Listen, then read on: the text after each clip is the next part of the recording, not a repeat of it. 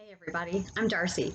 I'm the creator of the Vibrant Woman course and community. I'm also a founding member of Certified MAF Method health coaches and practitioners. I'm here to talk to you today about your feet. So, who would have known that back when I was a single young mom rehabilitating my daughter from a long list of labels? See, she was brain injured when she was just a few days old and actually ended up with labels like cerebral palsy, epilepsy, learning disabilities, overall developmental delays.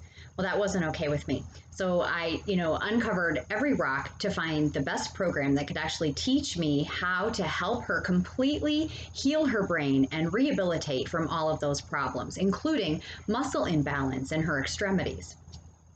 So enter my coach and mentor, Dr. Phil Maffetone, who taught us one of the most important things we could do would be to take her shoes off and leave them off. You see, barefoot is our natural state of being. And the brain has more communication networks going to the soles of our feet than to almost anywhere else in our body, save one other place, if you know what I'm saying. So, in other words, the feet are the sensory source of a lot of pleasure. They're also the connective database that tells our brain basically all of the things it needs to do to keep the body in balance, all right? But that information cannot get through from the soles of the feet up into the brain if we are covering our feet with thick, cushioned, over padded shoes, basically. All right, so that's the story how I found this important information. But who would have known that rehabilitating my daughter's brain injury and helping restore normal muscle balance to her feet, ankles, legs, that would have had such an impact on my life? But it did, because here I am, I'm a woman in the modern world who has been trained to think that the only way I'm acceptable is if I'm beautiful and sexy. And the way to do that, ladies, is to put those things right on the bottom of your feet. And don't get me wrong, right? I love the way they look. Walking in them, not so much.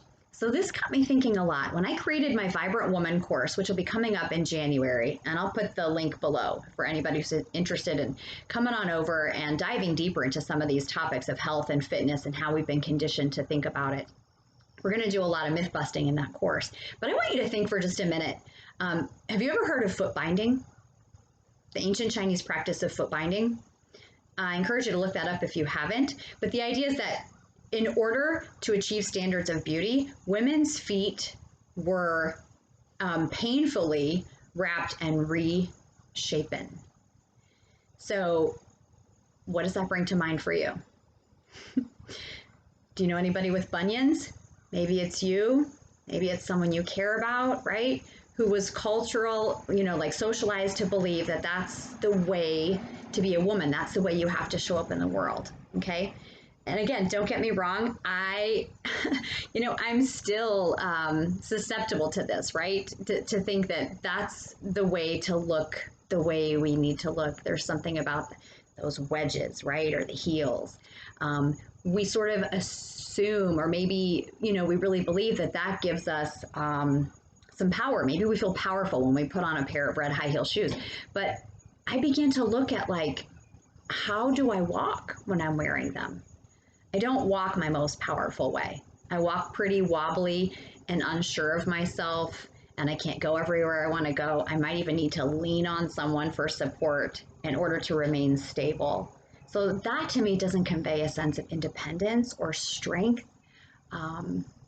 So enter my new favorite shoes.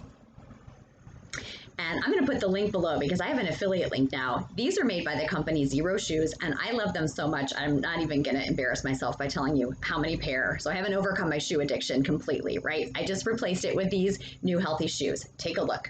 Very thin sole, very flexible, okay? They're cute as pie. This just happens to be my favorite pair for walking and running. The idea is that my foot can still get information from the ground. My foot can still get information about the terrain, about if there's, and I can walk on gravel. I can hike and climb in these. I go in the water in them. They dry out right away. And I have never been as sure and stable footed as I am when I'm barefoot. And this is the next best thing. So these give me the freedom to go anywhere I want on any surface, even inclines. I do climbing in them. But they allow my feet to breathe, and they allow my feet to keep their normal shape, because you notice the toe box here?